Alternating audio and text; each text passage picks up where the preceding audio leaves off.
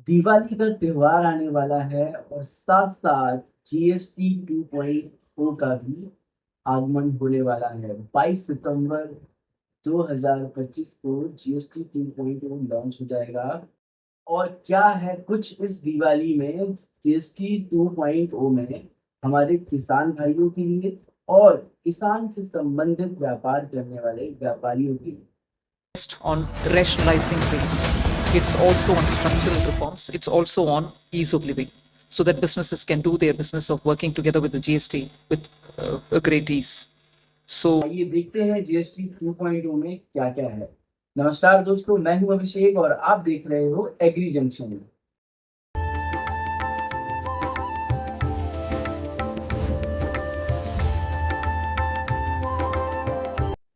सबसे पहले जानते हैं कि जीएसटी आपके इस प्रोडक्ट को कैसे उसके रेट को बढ़ाता है।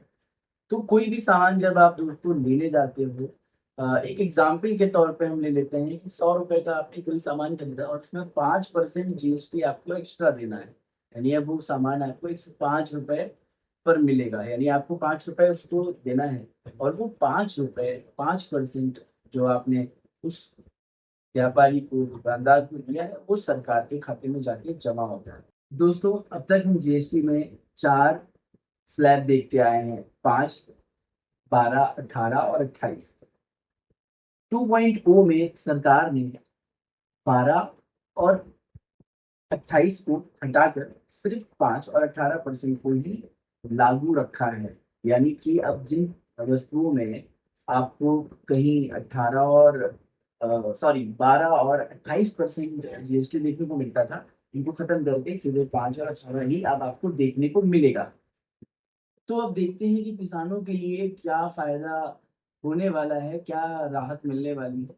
तो अब तक हम जो वस्तुएं जैसे कि ट्रैक्टर, हार्वेस्टर, हैरो, इरिगेशन की जितनी भी इक्विपमेंट्स थे, जहां पर 12 से 18% तक टैक्स लिया जाता था, उसमें सरकार ने भारी छूट दी है, जो कि अब 5% ही लगने वाला है। यानी अगर आप कोई ट्रैक्टर खरीदने जाते हैं, उसमें सीधे 12% से घटाकर उसका टैक्स 5% कर दिया गया है दोस्तों, जो कि आपको लगभग 50 से 80 हजार रुपए तक की अलग अलग मॉडल के अकॉर्डिंगली आपको बचत होने वाली है।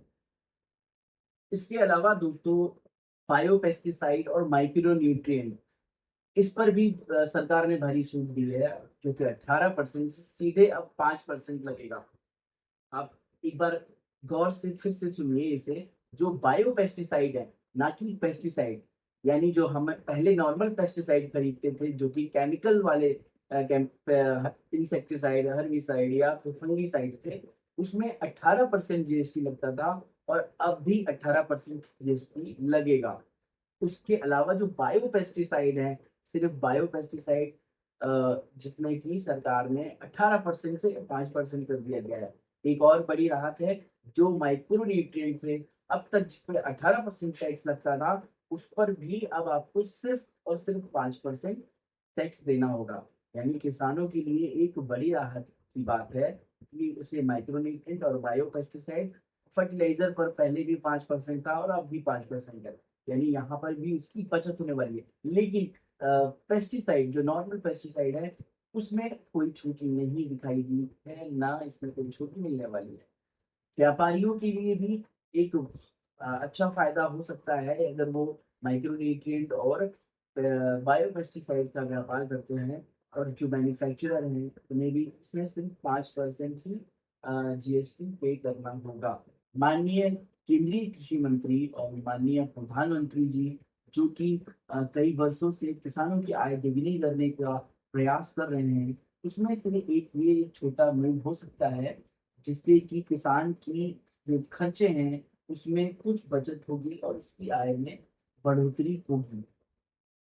मुझे आप सभी ये बताएं कमेंट में कि क्या जो ये फैसला सरकार ने लिया है, क्या आपको लगता है किसानों के लिए ये अच्छा फैसला होगा, या इसमें कुछ और कमी है या कुछ और होना चाहिए था।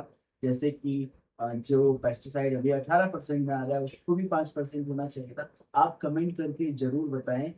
दोस्तों, वीडियो अगर आपको पसंद आया हो तो लाइक और शेयर, सब्सक्राइब करना ना भूलें। जय हिंद, जय भारत, जय किसान।